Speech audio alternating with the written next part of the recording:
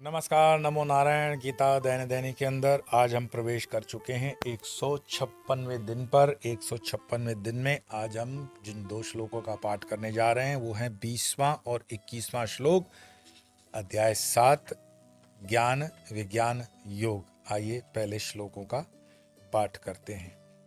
कामैस्तैस्तरत ज्ञाना प्रपद्यन्ते न्यदेवता तं तं नियममास्थाय प्रकृत्या नियतः स्वया यो यो यां यां तनुं भक्तः श्रद्धयार्चितुमिच्छति तस्य तस्याचलां श्रद्धां तामेव विदिधाम्यहम्। भगवान श्री कृष्ण कहते हैं कि उन भोगों की कामनाओं के द्वारा जिनका ज्ञान हरा जा चुका है, वे लोग अपने स्वभाव से प्रेरित होकर उस नियम का अवलंबन लेकर अन्य देवताओं को भजते हैं। जो सकाम भक्त जिस जिस देवता के स्वरूप को श्रद्धा से पूजना चाहता है, उस भक्त की श्रद्धा को मैं उस देवता के प्रति स्थिर कर देता हूं। तो भगवान तो तथास्तु कहने वाले हैं। ये जो श्लोक हम पढ़ रहे हैं और कल हमने जिस श्लोक का पाठ किया था कि बहुनाम जन्मनाम अन्ते ज्ञानवान माम प्रपद्यन्ते वासुदेव सर्वमिति समात्मासु दुर्लभ, 19वां श्लोक था कि अनेक जन्मों के अंत के जन्म में ज्ञानवान पुरुष सब कुछ वासुदेव है, इस भाव को मुझको बचता है, वह महात्मा अत्यंत दुर्लभ है। अक्सर लोगों का प्रश्न या जिज्ञासा होती है और हम संबोधन भी करते हैं कि रामकृष्ण परमहंस जैसे कहते हैं कि गधे पे भी गेरुआ हो तो प्रणाम कर लेना चाहिए। रामकृष्ण परमहंस ये कहते हैं कि गधे पे भी गेरुआ हो तो प्रणाम कर लेना चाहिए, लेकिन उसकी अगली लाइन वहां लिखी हुई नहीं है कि अगर गेरुआ में गधा हो तो क्या करोगे। और आजकल गेरुआ में गधों की संख्या बढ़ रही है, क्योंकि जिस तरह से ये शोषण हो रहा है गादियों का, गुरुओं की हत्याएं की जा रही हैं। कुछ को तो निपटा दिया कोरोना में, जिनको कोरोना नहीं थी कोरोना की दवाइयां दी गई, उनको इस तरह के हजारों करोड़ों की गादियों का क्योंकि संपत्ति है। हम सोचते हैं कि महात्मा भगवान को भजने के लिए यह वस्त्र का धारण करता है, करना भी चाहिए। तो जब तुम सब छोड़ छाड़ करके आई हो तो महात्मा के अंदर उसका लक्षण क्या है? उसका लक्षण यह है कि वो वैर से दूर हो जाए। एटलीस्ट जो गादी पे गादीपति है, इतना मूढ़ तो नहीं है वो कि उसके मन के अंदर कहीं पे भी थोड़ा विष समान जहर है तो वो साधारण व्यक्ति से भी गिरा हुआ नीच अधम साधु के वेश में एक भेड़िया है, जिसका हृदय अपने गुरु की तरह विराट न हो सके और गुरु की तरह अपने भी आलोचकों को हृदय से न लगा सके। मैं ऐसे कई महात्माओं को जानता हूं, ट्रस्टियों के दबाव में, क्योंकि ट्रस्टियों ने संपत्तियों पे कब्जा कर रखा हुआ है और संपत्तियां बहुत बड़ी हैं। वक्त अंधा होता है। वक्त तो आई शिवरात्रि की डाला पैसा, वक्त आया कोई उत्सव की डाला पैसा, कि गुरु महाराज की समाधि के लिए डोनेशन चाहिए, दिए 25 लाख रुपए, कि गौ सेवा करनी है, बालक 50 लाख रुपए। उस गाय का दूध तो ट्रस्टी पी रहा है भाई। मंदिरों की संपत्तियों के जो मैरिज हॉल हैं, वो मैरिज हॉल के जो बाड़े मिलते हैं, वो ट्रस्टी खा रहे हैं। अपने ट्रस्ट के अकाउंट में 5-10 हजार रुपए की आवक दिखा ली और बाहर तो 2-2, 2.5, 3-3 लाख रुपए की जो रसीदें कट रही है वो उनके जेब में जा रही है। और उनके विरोध करने वाले महात्माओं को उसमें से बाहर निकाल दिया जाता है और गादी पे वो ही बिठा दिया जाता है जो पाखंडी हो, गुरुद्रोही हो, हृदय का चोर हो, कपटी हो। वो महात्मा आपको बहुत कम दिनों के अंदर महामंडलेश्वर तक की भी पदवियां मैनेज करने को आपको मिल सकती है। काशी के अंदर मुझे किसी ने बताया 20-20, 25-25 लाख में ये पदवियां हैं। और जो आजकल पद्धतियां ये चली हुई है अखाड़ों में, भ्रष्टाचार वहां भी आ रहा है। जब तक सामान्य कक्षा का भक्त जागृत नहीं होता है, आपके मंदिरों के ट्रस्टी, मंडल के ट्रस्टी कौन से पॉलिटिकल पार्टी, कौन सी सोच से हैं, जरूरी नहीं है कि मैं एक पार्टी को दोष दूं तो दूसरी पार्टी धुली हुई है। अगर मंदिर का ट्रस्टी पॉलिटिकल पर्सन है तो मान के रखना उस मंदिर के अंदर वो पॉलिटिक्स को लाएगा ही, और उस मंदिर की संपत्तियों पे ही उसकी नजर होती है, उसके संसाधनों पे उसकी नजर होती है। वो मंदिर के इतिहास को बदलने का पूरा प्रयास कर लेते हैं। वो ऐसे ऐसे प्रकाशन ला जाते हैं जो वाहियात, इतिहास में तो कहीं खड़े रहेगा ही नहीं वो प्रकाशन। पिछले दिनों मैं किसी अच्छे महात्मा का एक पुस्तक देख रहा था। उस पुस्तक के अंदर उसका तो विशेष कोई दोष नहीं रहा होगा उनको, क्योंकि जो भी बताया गया होगा उन्होंने वो तथ्य अपने नाम से छाप दिए। गरीब किस्म का महात्मा, लेकिन प्रामाणिक महात्मा थे।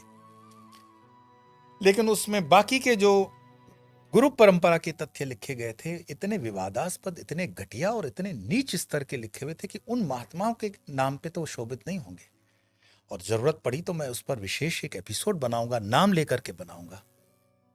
कौन सा मठ है, कौन सा मंदिर है, कौन ट्रस्टी है, उस पर मैं विशेष नामों को लेकर के आऊंगा। और कौन वो कहता था कि मैं कुत्ता बनना पसंद करूंगा, गादीपति बनना पसंद नहीं करूंगा, और वो दो दो गादियों का गादीपति, और प्रतिष्ठित गादियां हैं ये। और इतने अंदर, मेरे अंदर गुरु की ताकत और गुरु की शक्ति है, और मेरे इष्ट की मेरे पास ताकत है कि मैं नाम लेकर के जनता जनार्दन के बीच में ये ला सकता हूं।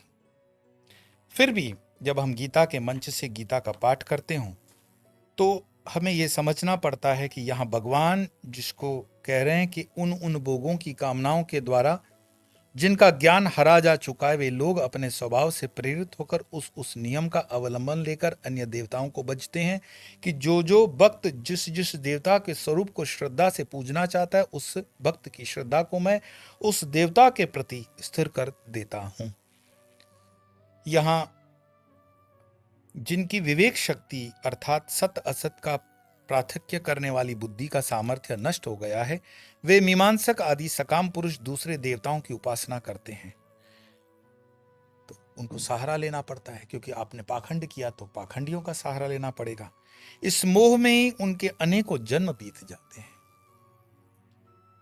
जैसे मंदिर के आगे कई बैल, नंदी, गाय पलते रहते हैं, तो ये महात्मा योग भ्रष्ट होकर के इसी तरह से अनेक योनियों में भटकते हैं, जानवरों की योनियों में भटकते हैं, और इस मोह में उनके जन्म बीत जाते हैं। वे मुझे प्राप्त नहीं होते। उन उपासनाओं के भी दो परिणाम होते हैं। इंद्र आदि देवता तो उनकी कामना पूरी कर देते हैं, किंतु ब्रह्मा विष्णु आदि उन्हें अपना अपना दाम दे देते हैं। और जो इसका श्लोक आगे वाला आया, यो यो याम याम तनु भक्त वाला, उसमें कहते हैं कि जो भक्त श्रद्धा पूर्वक जिस जिस देव विग्रह की पूजा करना चाहता है, उसकी उसी श्रद्धा को मैं पुष्ट कर देता हूं। जैसे मानो वो आया, मैं सन्यास की जब बात कर रहा था, और सन्यासियों के ऊपर मैं कह रहा हूं कि गृहस्थी तो ठीक है, उसका संसार है, थोड़ा बहुत उसको उस ताप से निकलने के लिए table under table above table करना पड़ता है। ब्लैक व्हाइट गृहस्थी करे तो उसमें कोई विशेष दोष इसीलिए नहीं है कि उसको समाज में रहना पड़ता है। लेकिन जब साधु संत और मंदिर की सत्ताओं वाले इस तरह से लोग काम करने लगते हैं, तो भगवान कहते हैं कि ठीक है, तुमने ये सारा परिवार छोड़ा, घर छोड़ा, संसार छोड़ा, अगर यही करने के लिए यहाँ आए हो तो तथास्तु। यो यो याम तनु भक्त, तुम्हारी इच्छा यही है तो तथास्तु करो। और उसको लगता है कि वाह, हमने इतनी बड़ी गाड़ी गुरु की हजम कर ली, हमने इतना बड़ा मठ हजम कर लिया, हमने इतनी बड़ी संपत्तियां हजम कर ली, हमने इतने भक्तों का डोनेशन हजम कर लिया, बैंकों के अकाउंट में गड़बड़ हमको कोई पकड़ नहीं पाया, गौशालाओं का माल इधर से उधर कर दिया, कोई पकड़ नहीं। लेकिन ये पैसा करोगे क्या? तो विचार तो करो दुर्बुद्धि कि तुम अपने गृहस्थ के आश्रम में ना आकर के संन्यास आश्रम में आए हो। आए किस लिए हो? यही काला काम करने। और जो काला ही काम करना होता तो परमात्मा उसको कहते हैं कि ठीक है, फिर करते रहो। और जन्मों के ऊपर जन्म चलते रहते हैं। और उस क्रिया में जहां आज स्थित है गुरु कृपा से, उस स्थिति से भी वो गिर करके और नीच नीच नीच नीच स्थिति आती है, जब तक फिर से उसके अंदर वो चैतन्य का प्रभाव प्रज्वलित हो। बड़ा मुश्किल है। और ये जो मार्ग है ज्ञान का, इतना सरल नहीं है। गीता बार बार इस चीज को लेकर के आपको सावधान करती है। गीता बार बार आपको ये कहती है कि देखो, क्या करना है वो तो मैं बता रहा हूं। परमात्मा कहते हैं जो करना है वो तो मैं बता रहा हूं, लेकिन जो नहीं करना है वो मैं प्रधानता से तुम्हें बताता हूं। थिंग्स टू डू, हमें अंग्रेजी में वो एडमिनिस्ट्रेशन मैनेजमेंट का हिस्सा होता है ना, थिंग्स टू डू। पर important thing is things to avoid. What to avoid? ये पाखंडीपन करना. और जिस दिन पाखंडीपन करने से तुम सुधर जाते हो या दूसरों को पाखंडीपन करने से प्रेरणा में हट जाते हो, जो गृहस्थी भी इसमें उलझ जाते हैं वो भुगत भोगी तो होते हैं, फिर उनकी पीढ़ियां की पीढ़ियां सत्यानाश हो जाती है. अब भी आंख खोल करके अगर विवेक खुल जाए तो वहीं सुबह मानो, और ये श्लोक अगर तुम्हारे जीवन में उतर जाएं तो परमात्मा की प्राप्ति सुलभ हो जाएगी. आइए दोनों श्लोकों का पाठ करते हैं. कामैस्तैस्तरर्थज्ञाना प्रपद्यन्ते न देवता तं तं नियममास्थाय प्रकृत्या नियता स्वया यो यो यां यां तनुं भक्तः श्रद्धयाच्युतमिच्छति तस्य तस्याचलां श्रद्धां तामेव विदिदाम्यहम्. आज इतना ही. कल फिर मिलेंगे. तब तक के लिए नमो.